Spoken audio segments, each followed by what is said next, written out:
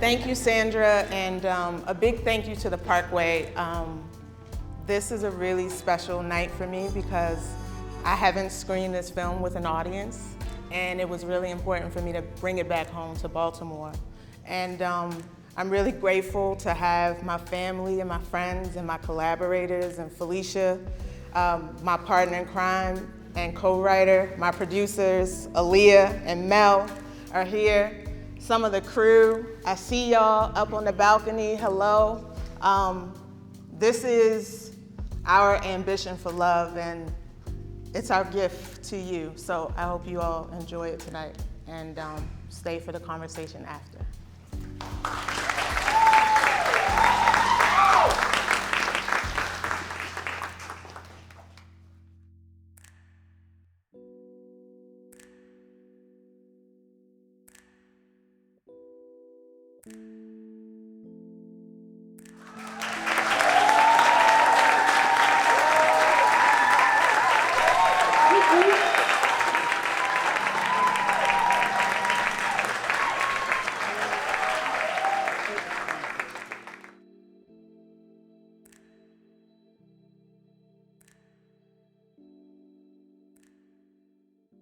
Great. All right. All right. Well, thanks. I want to say thanks everybody for coming. Not because I was supposed to do that, just because I'm a huge well, number one, I love Angel. It's like my sister, but also because I'm a huge fan of this film, and so hopefully we can get into the reason why I feel like this film is so important for folks to see. You know. So thank you for the Parkway for having us and allow this conversation to happen. And thank you, Angel, for allowing me to be in conversation with you. Yeah, I feel like, and as well, you too as well, Felicia, which we had this first time I met Felicia too, so I have so many questions that I've been plotting. I want to really, so hopefully this will be very informal, a conversation between folks who have met for the first time, but also folks who've known each other for a long time. And also too, you know, I just want to just say thank you because I see a lot of movies. I shot a lot of movies. I see a lot of films, and most of them don't touch me. They don't really give me anything. They don't feed me. They don't leave me with any sense of self or challenge me to ask questions. You know, they really just kind of, it's like fast food. You know what I mean? It goes in and comes out really quickly. So this is something that still is like, you know, it's sustenance, you know, and I think a lot of the reason why I really speaking to you about this film is really emotional for me on many levels is because your voice as a director, which I'm hoping we can build on for the next little while, is so present, you know, and that's so special in a time where voice is sort of mitigated in strange ways in films. Like we don't get to see the DNA or the sort of the soil of somebody's voice in a film. And also oftentimes things too that audiences don't, we never get to have conversations with audiences about that. So it's really great to be here in Baltimore having that conversation. There was a film that I really loved was Chris Ayres' film, Smoke Signals. I don't know if you ever seen it, but Chris is a First Nations filmmaker, and he made this film Smoke Signals when I was a student at Howard, and it was incredible because it was like, I went to Howard, a totally brainwashed kid, grew up on Goonies and Star Wars, but then when I got to Howard, I realized that all the films that I grew up on made me hate myself, made me hate my mother, made me hate my community, you know what I mean? When I got to Howard, I realized that like, damn, there was a whole cadre of filmmakers that made films that really supported who I see in front of the mirror as a human being, you know, especially as a Black person. So when I saw Smoke Signals, it really just kind of reasserted that like I did have the scope of filmmaking, the possibility, and the voice is so important, you know? And what really struck me about Chris's film was that there was a cadence and a sort of like silence that was so powerful in the film. And it really kind of like made me remember or maybe I was very obsessed about like why First Nations folks render such a quiet cadence in their like practice, in their life practice, in their spiritual practice. And I saw that in the film, which is like the first thing that hit me. It's like, oh, okay, right. Angel is such a, like, her life cadence is so beautiful. You know what I mean? The way you move, the way you operate, and it's so present in the film.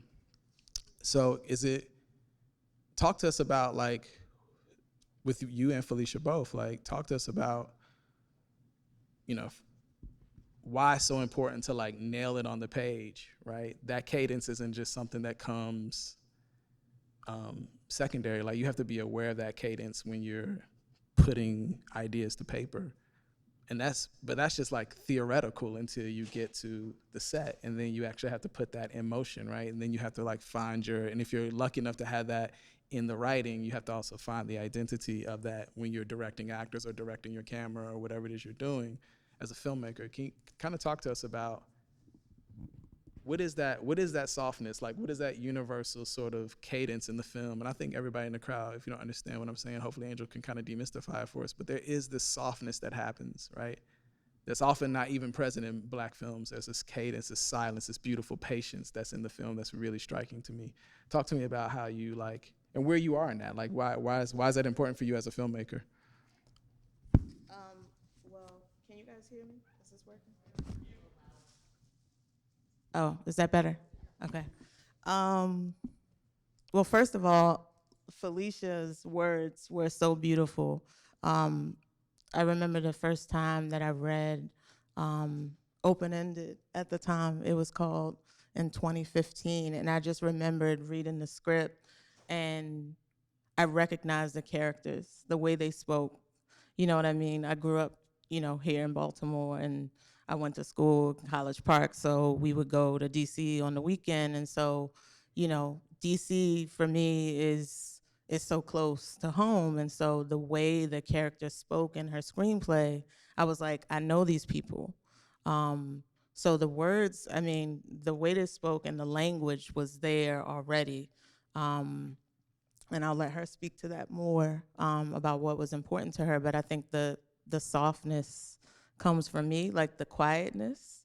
I don't think you realize when you're making something like how much of an imprint or an influence that you're, like, giving to the actors, and you know what I mean, and to the characters. And I just have to shout out because two of my incredible actors are here. Mack, if you could please stand up or just raise your hand.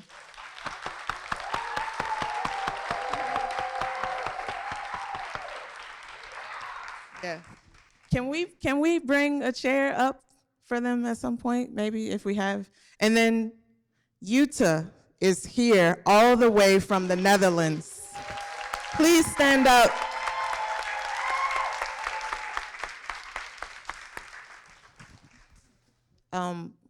But I'll let Felicia speak to the screenplay.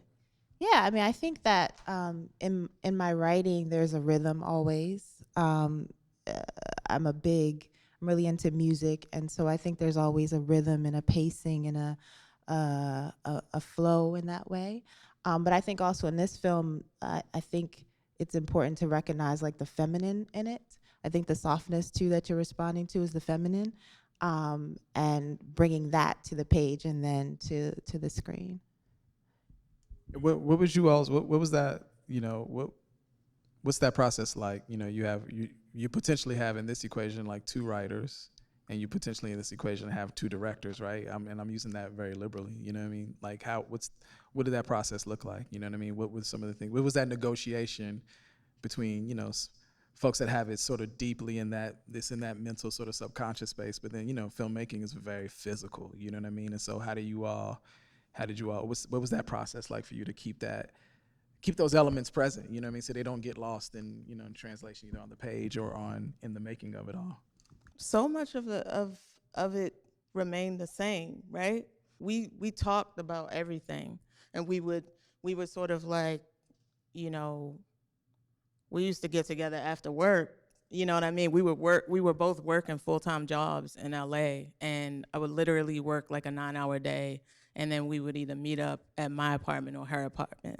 And also, Angel had a vision for what she wanted, so I started rewriting the film for that. And So we would talk about things, we would agree on things, we would disagree on things, but I think we also had a shared intention in terms of bringing a complex romance, a complex relationship drama to the table, and I think that intention was like what held things together when the realities of everything else was testing and challenging. Yeah. And what you know, I think again, is this, you know, sort of how do you, as a writer, as a writing team, as a directorial energy, whether that be as a team or as like a singular thing, how do you sort of negotiate space? Because in this one, Baltimore, although we know if you know better, you would never say this, but well, and we can say it because we're in safe space. But like the idea that Baltimore, well, there are three things that happen in the film, and let me walk through the three things a little bit. There's like clearly, if you know better, there's a Baltimore spatial reality, which is interesting. Okay, now in filmmaking, you can, you know, you shoot in one town because you can afford to shoot there, but then you go get other like exterior shots of a town because that's really where you're trying to center your story. Why are you trying to call me out though? No. See, no. I'm trying to. No, but I guess what I want to say is that there's something, and the reason, and that's bookended with something else that I want to bring to folks' attention, which is the next question I want to roll into, is that there are images from a building, a very special building in Los Angeles, that are in the film too, right? So I want to go to like why, for you, Angel, space, for me in this film isn't just a backdrop for characters to like move through. You're saying something about space very specifically. So there is something interesting about, if you know better, seeing Baltimore in the film, which for me, because I live here, I understand, okay, that's Baltimore, but not as just as a viewer who knows it, but if spiritually, I know that's Baltimore, right? But then when I see DC, there's also something else that you're saying in the film about DC, right? That's clearly not expressed in the Baltimore spaces. And then you cut to the Underground Museum in Los Angeles, which was the home of Noah Davis and his family. It is still their spiritual sort of artistic home. And there's something in the film that you're saying very specific about Noah Davis in the art world, which I think you're also saying something very specific about you as an artist, you, Felicia, as an artist in the film world. So space in this film is a very non-linear, if you understand what I'm saying, a very non-linear thing. You know what I mean? You're saying something very specific about it. Can you kind of like walk us through that a little bit? Yeah, I mean, there's so many spirits in this film. You know, first of all, Suzanne Douglas, number one.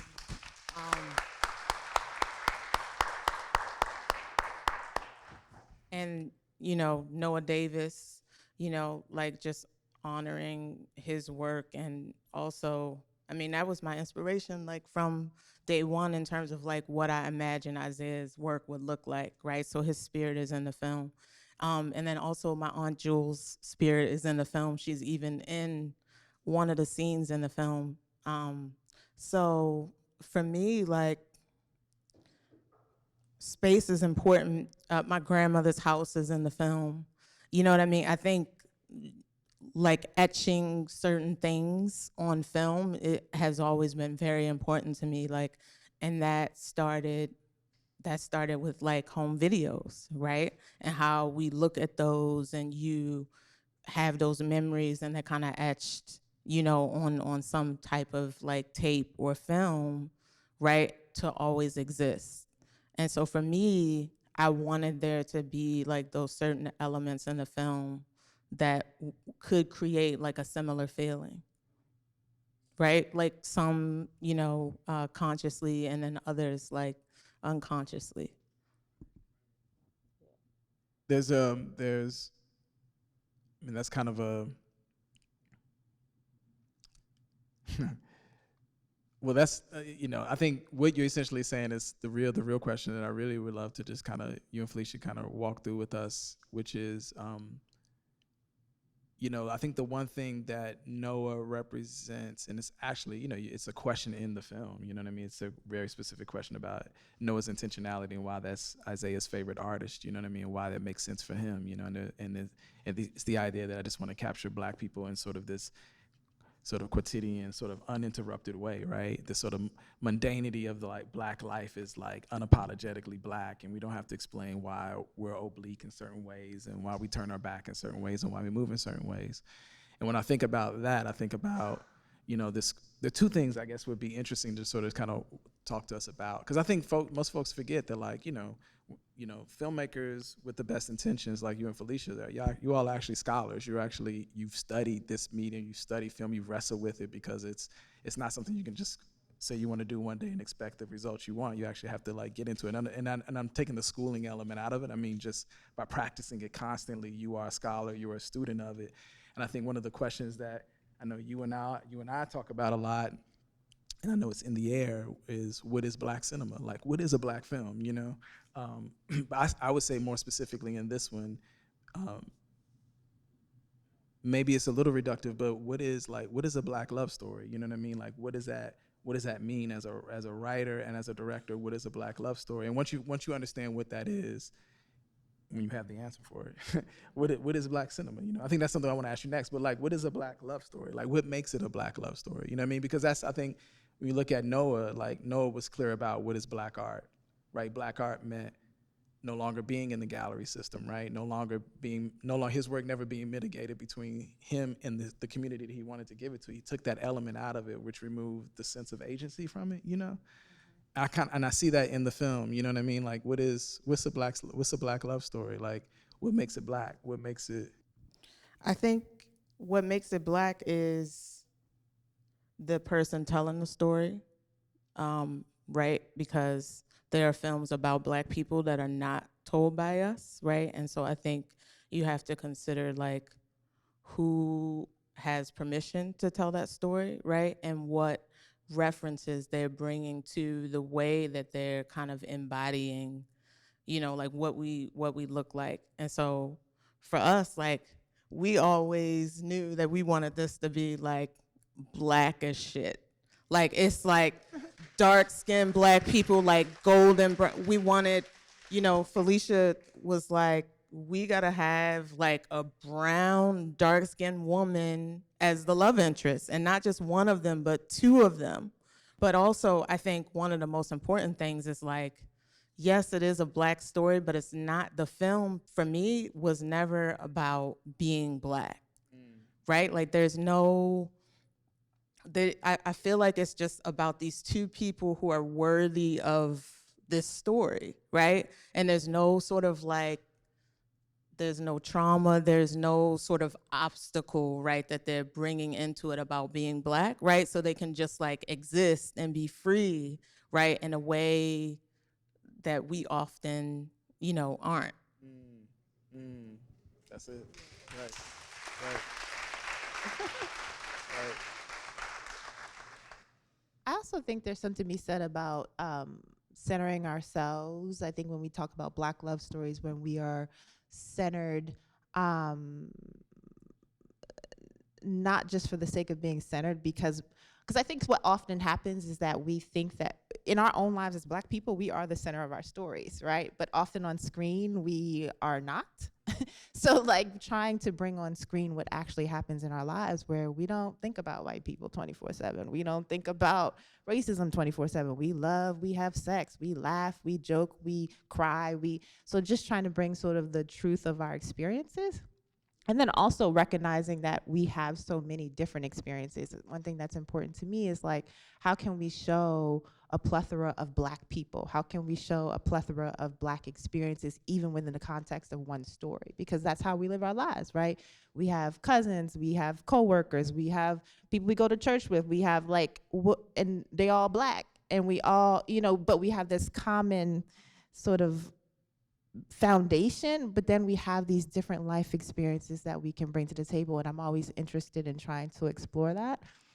And then also sort of the cultural specificity, you know, sometimes what happens is black people are just thrown in stories, and it's like, oh, it's so good because we see black people, but there's nothing specific about them, you know? So I think also within our own work, making us very specific.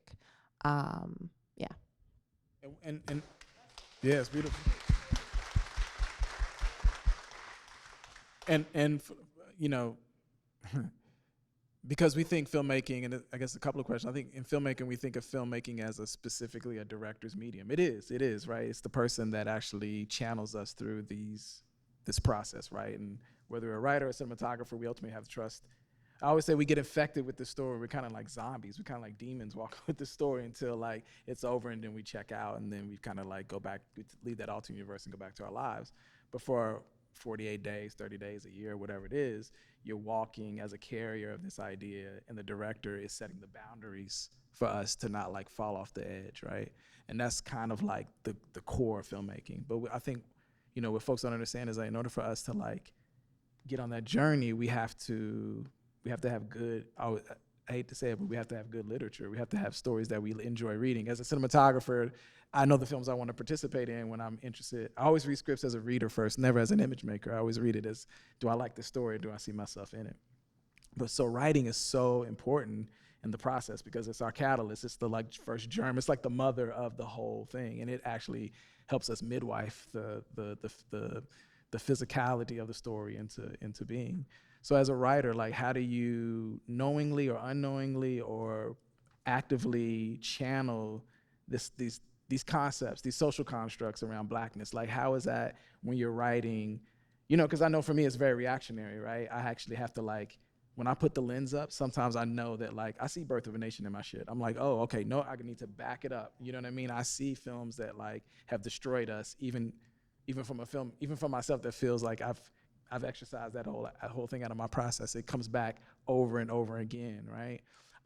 So as a writer, like how does that, what are some of the things that come knocking on your door when you're writing, the things that you have to like negotiate with quietly, or you have to actively like throw away or burn it, whatever it is? What's that look like for you? Yeah, I mean, I think it is all about choices and intention, right? So there's big choices that you can make, right? Like who are you centering in this story, right?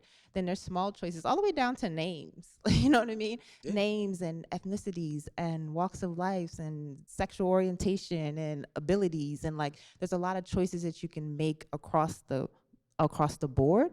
And then you can also be kind of directing from the page, right? What are the things that you want to focus on in this scene? You can write a scene in that way so that when the director reads it, they know what they're, you know what I mean? They've already have sort of internalized what you've been envisioning.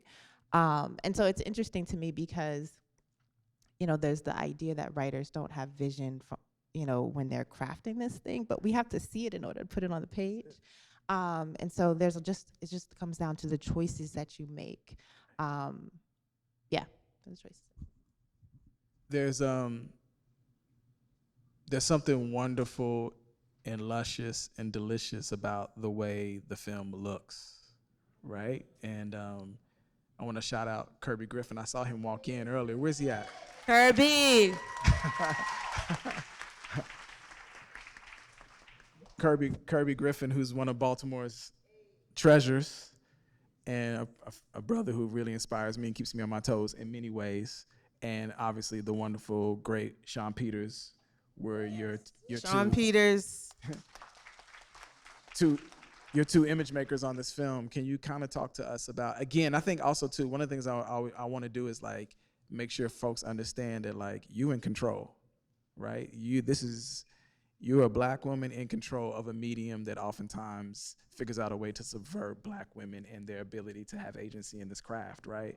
As painters, it's like sculpture artists, like we see it, but in cinema, it's like, I always say, folks always say, hey, the cultural appropriation. I'm always like, hey, listen, what else is there? There's only black shit. There's nothing else, really. So when I see folks taking our stuff, I'm like, well, they ain't got nothing else. So what else they gonna take? So let them have it, but it's never gonna be our rendering of it. I also feel like that way when I see specifically, and I know you're aware of, like, my collaboration started off with Tina Mabry, Ava DuVernay, like my first Nefertiti and Guvu.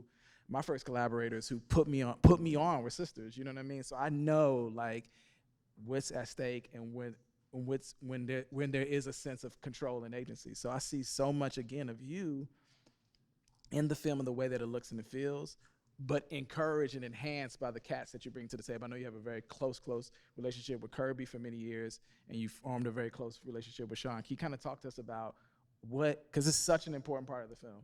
And I'm also just kind of like, I just want to hear how y'all, what went down. First of all, all of that coming from you is just like, you know what I mean? Like, we study you. We study your work. Like, seriously. You know what I mean? Because there's such a specific, you know, like no matter what the film is, what the genre is, when you lens a film, I know that it's you. Like, I know that it's your eye. And so I'm always trying to figure out, like, how do I make that point of view, that intention clear? And I've just been blessed to have collaborators like Sean, like Kirby. I think, you know, the beautiful thing about this film was we made it, you know, at home, you know what I mean? And so, you know, there is I think a specificity and a quietness that I think, bringing from my life, you know, and we talked about, you know, story and intention and what we wanted the characters to feel like, what these people, like how their bodies move. And, you know, in terms of like, you know, the lushness, like that was something that we, like from jump, it was like cinematographer, costume, makeup, production design. Like we had meetings every day and we would talk about like every scene. It would be like, okay, for this gallery scene, the walls are gonna be purple, so we want her in red and him in black, you know what I mean? So, and then we really like use the color theory and like, you know, it's funny because like I was making decisions about color that I wasn't aware of what they meant. Like I knew that the final show, the wall should be purple, and I decided on purple because I wanted it to be in direct contrast to how the shows look in the beginning, right? Where it's this very like bright white world, and then at the end, like it gets very dark. So we were trying to like use things like that to communicate and align with what was happening in terms of the love story. I think we have to just kind of, because it's black, so we have to like, you can't, images are one thing, but music is everything for us, right? And I would say there's no black cinema without music, you know what I mean? Like that's kind of like our origins of like freedom come from, like I see, again, something, musicians had to arrive to your cadence again. It's so beautiful and so harmonious. So can you kind of talk to us about the opening song, which is so incredible? Throughout, there are these notes, these beautiful grace notes that are in the film. Thank you for that. I think one of the things that Felicia always describes, she wanted it to feel like a classic Black love story, right? And when I think about like a classic Black love story, I think about jazz. And so from the beginning, I just envisioned like, oh, there has to be horns, there has to be brass. And I was trying to figure out how to use music as another language for the film. And so, you know, the first meeting when I sat down with my composer, we talked about her having an instrument and him having an instrument. And so I knew I wanted to have brass, and I also really love strings. Like cello is one of my favorite instruments, and my composer is a cellist. So he was like, okay, her instrument is the cello and his is a horn. We'll figure out what it will be. I thought it should be the saxophone, but it ended up being the trumpet. And so we both just got excited. And he was like, well, okay, that's dope. So we can have her instrument and his instrument, and the score can be about where are the moments where the instruments play solo, where are the moments where the instruments play together, you know, like in harmony, and where are the moments where the instruments fight each other. And so that's sort of like, that's how we approach the score. And like, it blew my mind. I was like, I never want to work any other way ever again. You know what I mean? Just like thinking, and Felicia talked about specific things, right, that you give to a character. I was like, yo, like characters should have their own instrument in the same way that we have zodiac signs and favorite colors. And you know what I mean? It's like, if you you know, if we're making films about real people, it's like bring all of those elements in. And you know, like Kari Mateen, who's the composer, like he's a beast. Like, and you know, like it's one of my favorite elements of the movie. Like when I, you know, just hearing the score like in this theater on these speakers, it's just like, yeah. We talk about how beautiful the film is, how black people are so luscious, but there is something that you pull the rug out from under us on, which is really, and I want to hear both of you all talk about it, which is like in the center of the conflict of this artist is like a black person who's kind of like topsy-turvy, right? Somebody that's not clear on what this thing, when we have control of this thing, what it should look like, right? And this is the gallery owner, right? I'm just using that as like the general title, but the gallery owner, right? So you have this artist who's like completely a singular, unique voice, right? Who has a worldview that probably operates in a particular kind of space. But then you have this gallery system that comes to the table that's basically, which I think is like the conflict of the film. I want to hear you talk about it, but like the conflict of the film is making that decision whether I like stay true to like what my vision is, right? Which is so anchored in his love affair, right? So anchored in their love affair versus like the other thing that turns me away from it and sends me topsy-turvy in a way that makes me have to essentially come back home. Can you just talk to us about like, because that's meta and subtext again, that kind of like, you don't have to really pay attention to it, but because it sinks in you really firmly, but if you kind of miss it, you miss how, well, it's a powerful statement. You're saying something really, you're airing black folk dirty laundry, which is like in a film where everything is so beautiful and lovely, you also have this, you're highlighting this other conflict that we have that I think is worth talking about, like how we negotiate art and commerce, how we negotiate freedom and resistance. It's in those scenes which are so beautiful and subtle. Like, can you kind of talk to us about how you all, that character, that person that's kind of pulling him away, you know? I think that's the thing, right? And it's interesting because, you know, this script was written, the original draft was written like 10 years ago, right? So in terms of my artistic journey, like you're constantly, as a black artist, as you know, negotiating those politics, right? You're negotiating up against the system. But then I think you get to a point where you get put on and then you're like, oh shit, what was I really aspiring to? And to whom, right? And to whom's accolades, and to whom's money, and to whom's stature, and to whom, and it fucks with you, right? Because you're like, I've been putting in all this work and I feel like my work is pure, but then to be in certain spaces, I have to ascribe and subscribe to certain systems, and you have to make a decision. And I think that in this particular film, Isaiah still has not yet made that decision, right? And that's why he's not able to fully, I think, be in this relationship, because he still has not made that decision whether or not he wants to be free. And then what does freedom look like and how has he defined that? You know, and that's, sometimes that could be a lifelong thing for artists. There's, even when you think you're free, you're still negotiating the terms of your freedom.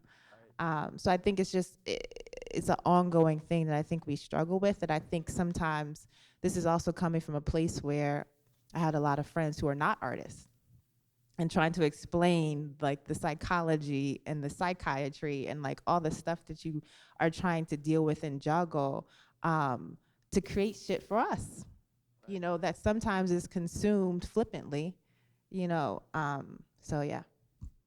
Yeah, and I think, you know, on top of that, there's also that final moment, right, where he's like aspiring, right, to, you know, reach the pinnacle of what he thinks success is, and he realizes that he's not happy in that success, right?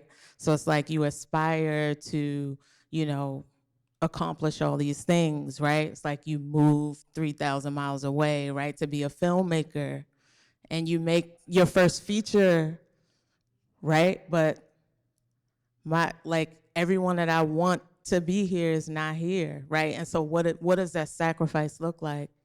You know what I mean? What does that sacrifice and the pursuit of that thing look like? And so I think that was a question that was very important to us to, you know, acknowledge and explore. I think you said something to me out just a little while ago. You said, well, you know, I'm trying to explore this idea that there's like no definitive ending, right? And it's for both of you all. You know what I mean? There's no definitive ending, right? We usually think that, you know, filmmakers all films and filmmakers, because it's their job, it's their duty, but you know, we always feel this need to like sew things up neatly, right? You know, the love affair at the end is so clear, or you know, they make the choice not to be together, and you see them 10 years later down the line. Everything has to be sewn up so tightly, and right, we have to force feed people's story in order for them to walk away and feel like the $23 or the $27 they paid to go to the film like was worth their while. But in this film, right, you've made the choice as an artist, as artists, to leave this sort of like open ending, right? And you said something really profound outside. I want you to kind of talk about it, like this, how filmmakers kind of expand the frame, right? Yeah, I mean, I remember like the first time I saw an Ozu film, Good Morning, right? And he would have these scenes where the characters would just leave frame, right? Where they would just go in another room in the house and you would hear them kind of talking across. You know, I'm looking at the living room and the conversation is happening in the dining room, but I can't see it. And what that did for me was it allowed me to see that there is a story beyond the frame. You know what I mean? That I was interested in, right, as a viewer. And I thought that that was so powerful, right? That you could just sit a camera in a room and life can be happening, right? The world, these people exist, right? And for me, like that created conversation like between the characters and myself, right? So that, you know, in other words, like hopefully the end of the film, like it continues, like the story continues. So it's not, I think it's about like trying to create continuity, you know what I mean? Where it's just like, no matter what happens, it's like the love story could change, it can continue, it could end, but there's still like a story on the other side of, you know, after it cuts to black. And I also think that just from a practical standpoint, like relationships are messy. And so we also was from jump just wanted to try to show a love story that is true. And most love stories and relationships do not end with a neat bow. They tend to ebb and flow. They tend to have peaks. You come back around to each other. They're 360. They're nonlinear. They're all these things. Was really important to me and was really important to Angel that this would end in an open-ended way. Right. And let me, you know, I think one of the things also that like I really learned from the film that really I took away from this film is this. I think this the subtitle of the story, the meta of the film is really about trust. You know what I mean? I think that's like, and trust is like incredibly important to like the filmmaking process. You know what I mean? We're like films are like, it's community building. You know what I mean? It's a community building venture. It's like it only happens for a little while. Some relationships are sustained afterwards, some are not. But like while you're together for those days, it's a community building project. But I think that obviously there's that version of trust between the cinematographer and the director, or the director and the writer. But like the most sacred system of trust has to come from the director and the actors, right? And I would hate, and I can't say that the writer's out of that process too, right? Because everybody has to understand what the intention on the page is and how that sort of like channels itself through the actors, and how you kind of, again, I'm assuming, and that's what I want you to share with us, like the boundaries you create for your actors to like create a certain level of trust with you. Can you kind of talk to us about, in a film that's so, you know, if it was a film where nobody was talking and they were just walking through beautiful landscapes like Nomadland, then you'd probably be, you get off a little easy. But this is a film where it's like, it's relentless. There's no turning away. It's always there. Every scene is about trust, and it has to like stick every scene. You have to understand that this is consistently throughout the film. So what was that process like working with? Yeah. Yeah. Y'all should come up. Yootha and Mack, would you join us, please?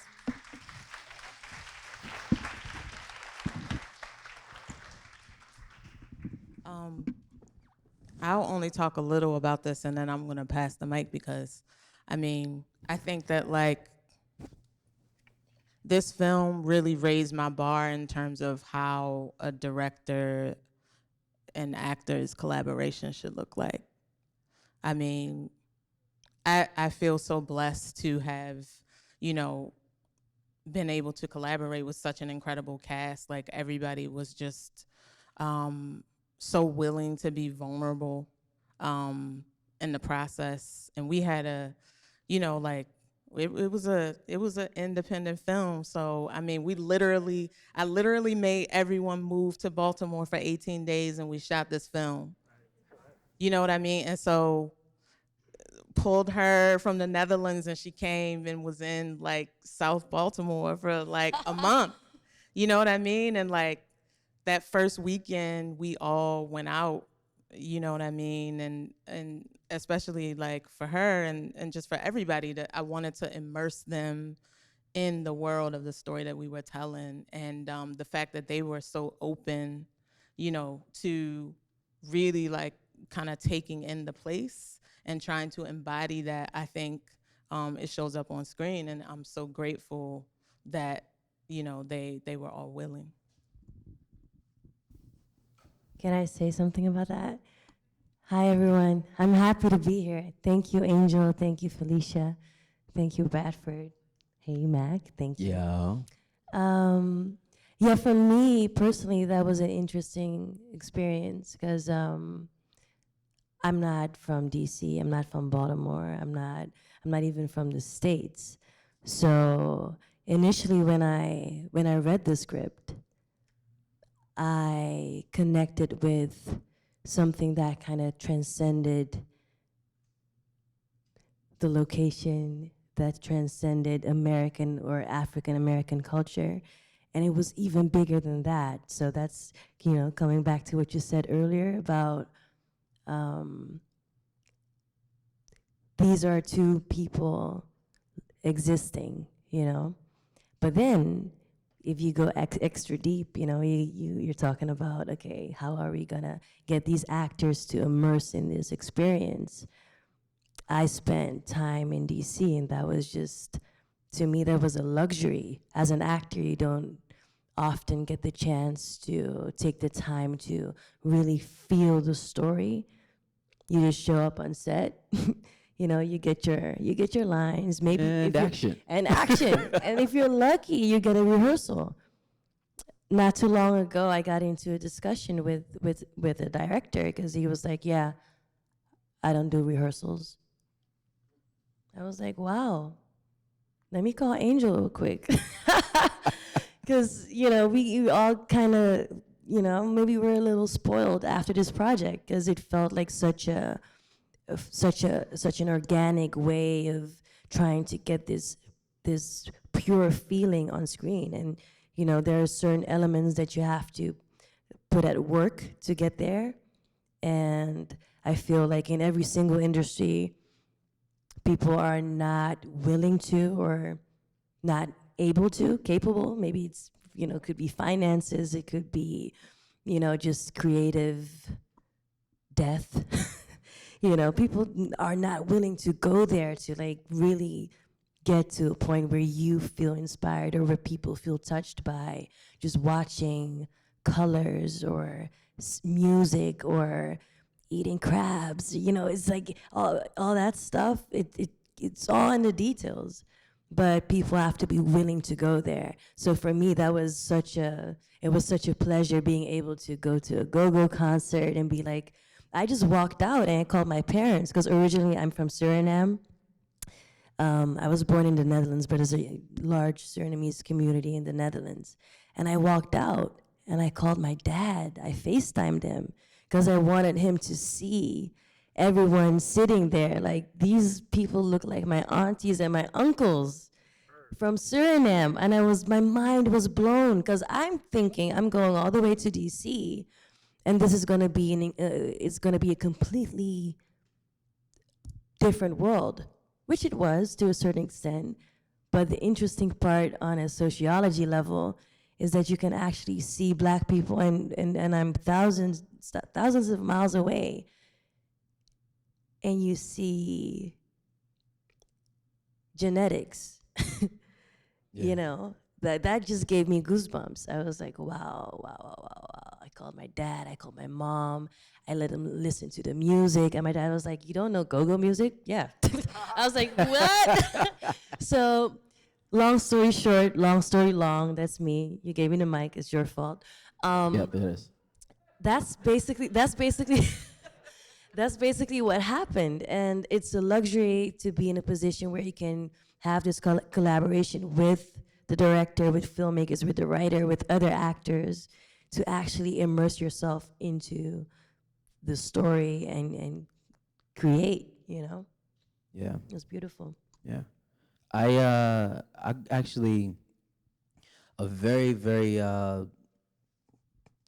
long amount of time of my life I spent in between Baltimore and DC. So much so, I met a girl when I was like 15, 16 years old and married her. She's from DC.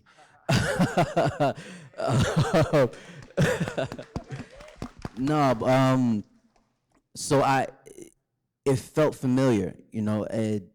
Even coming back, it was so funny. I think the first day we all moved into the hotel, we're all getting our stuff in, bringing our stuff up to the rooms. I'm slowly walking in. I think I'm maybe the last person to get in, and the guy at the front desk, he said, "Hey, welcome back, Mike." Okay. But you know, I think the time that you gave us, not the space that you gave us, the grace, you know, you gave us room to learn each other. You gave us room to actually create and cultivate actual friendships, real relationships with each other. So that's what people get a chance to see on the screen. I'm a very big believer that it has to be real to feel tangible on the screen. You know, they always say nowadays, you know, with all of the new cameras and everything, you can see everything. And I think that's even true to spirit, like what the spirit is behind certain things. So giving us that space, you know, to go out and party in DC, go crack crabs in DC, to go to Beyonce concerts, Which was interesting. No, it wasn't. It was just research. We were doing research. It was just all character research. Yeah. Yeah. Work. Right, work. We're trying to be the best characters for you. For guys. you. Yeah. Yeah. We were just, yeah. Yeah. What happened? Let me ask you, what happens though what happens? There's like the script, right? And then you meet each other, and then it's just paper and ink until you meet one another. It's like, then it's 3D. It's like real time. And like, after 25 years of making films, like I still, like, I don't even pretend like I understand. Like, I'm like, I don't get it. I don't understand how they do it. I don't understand how you switch it on and off, but like really it's extraordinary. And I think you should share, because I think folks don't quite understand what it takes for you to, number one, come together with folks that you don't know, right? Like literally meet off the plane and maybe a day or two later, you're actually in front of camera with one another with a script that has a very specific mission, right? Yeah. It has a very specific, and it's spelling out relationships in like indirect and complicated ways, right? So you have to figure that piece out, and then you have to like get in front of the camera and make it real. Make it real, and with direction from somebody that also has very specific needs. So you have your needs and you have your needs. Like, how do you, as actors, like how do you all, what's that process like? Like, you all are not in a relationship in the film, but you are, right? You're building community together. You have a friendship that's established by another person that you share and you love dearly. So that's also kind of like, there's a bit of a distance there that's kind of weird. That's an air. That's a whole spirit that's not, in real time, we never calculate how that may look in our ordinary lives, because it's just kind of natural, either like the person or we don't like the person. But like, if you have something more complicated or more nuanced, like how do you figure that out and work that out together, you know? That's an amazing question. That's an amazing question. Mm-hmm. And I think a lot of times you don't figure it out. Because let's be honest, I could have been sitting here and be like, hey, Mack, yeah, good to see you. Yeah. But not really good to see you. And I feel like again, this, how do you figure that out? I feel like sometimes it's literal magic. Yeah. That's what it is. It's literal magic. I can't even really, maybe you can start and I can, like, you know, tap into whatever you're saying. But to me, with Kofi and I, that's one dynamic. Then you have Mack and I, and then you have Jade, and then you have my parents, which was, I don't even know, like, you know, we talked about that. Suzanne, Douglas. She said to me yesterday, she was just like, the fact that I was able to come into a story and have two Black parents Yeah. on screen. What? You have to understand, like, I've been wanting to have parents on screen so bad, but it's always a problem because that means that we have to find more Black people. we already have you know? Slow your roll. Can I share something sobering for everybody? So Lupita wins the Oscar, right? And everybody's waiting for Lupita for the next role. And then Lupita did that film in the plane. Remember the plane she did? But the plane never landed, right? Because when the plane lands, it's the responsibility for us when she lands for her to meet somebody when she gets off the plane. So who's gonna play her lover? Who's gonna play her mother? Who's gonna play her father, right? And the fact that there was a deficit, that's only like 5 years ago. Maybe it's better now, but that's such an interesting dilemma that, like, to have Black parents in the film, like you solved actually in your film a conundrum. Like, yeah, you can have all these incredible Black talent, but who do they share space with? Who do they occupy space with? You know? It's real. It's real.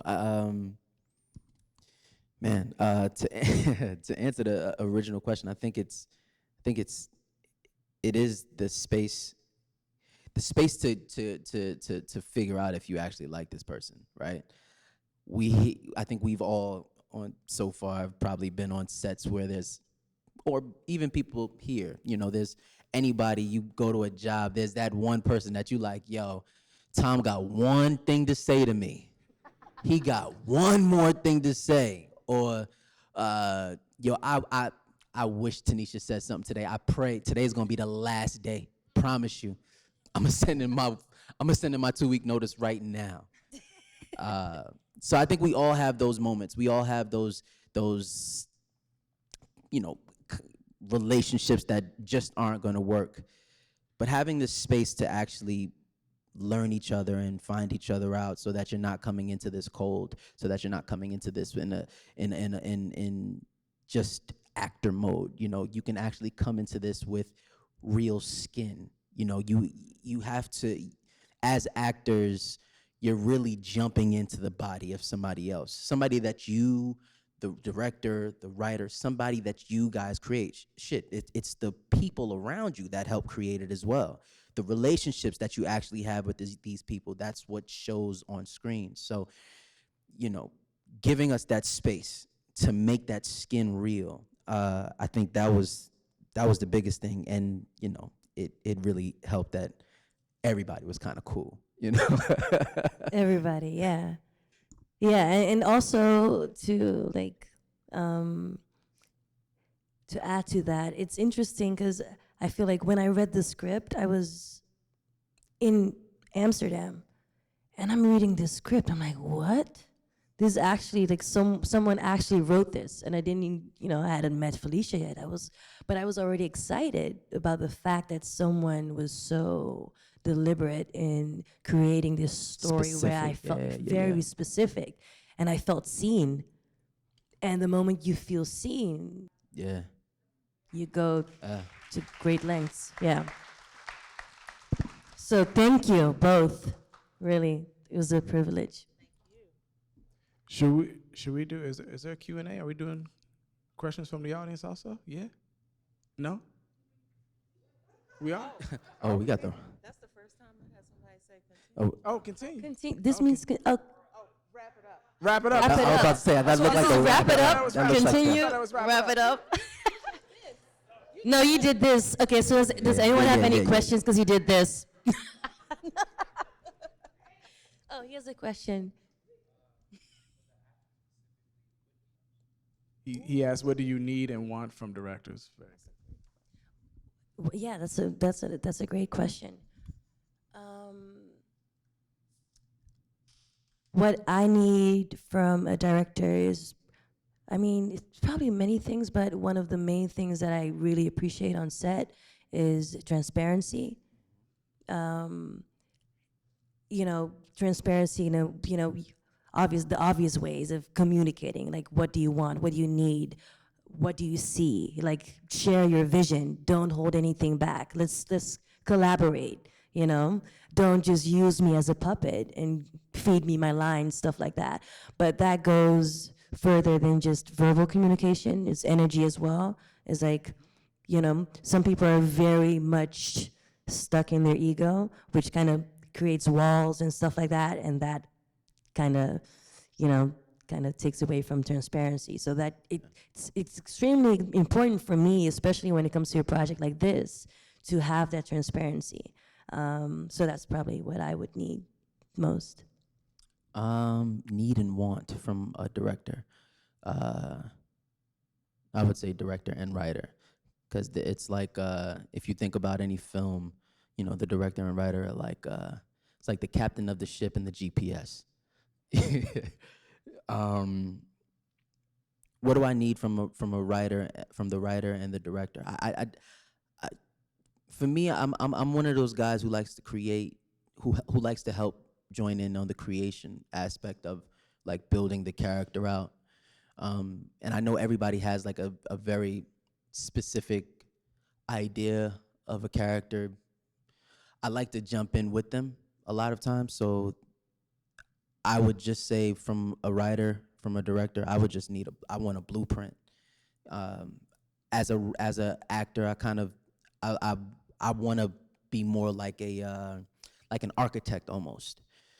So you give me the schematics, give me the breakdown of who this guy is, and let me build up the building how I want to build it up. And we go through it. Okay, you like how this looks? Okay, cool. What about this? Okay, is the hair nice? Okay, cool. How to fit the fit? Oh, we like this. Okay, cool. Now we got him. Is he walking right? Is he talking right? Is everything all right? Now we on. So I think what I need is just the blueprint of who he is, and what I want is just the space to create. So there you go.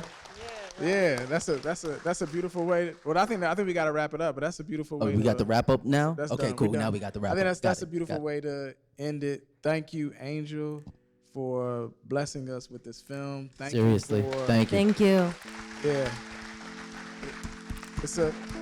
Thank you so much. It's a desert. It's a desert. Like, I don't think folks know it's a desert. So when we get something that really quenches us and always quenched us, it's a blessing. So thank you so much. And thank you. Thanks. Yeah, thank you. Yeah. Thank you, Brad. Thank you, Yootha, Mack, Felicia. Thank you all for coming. Thank you so much.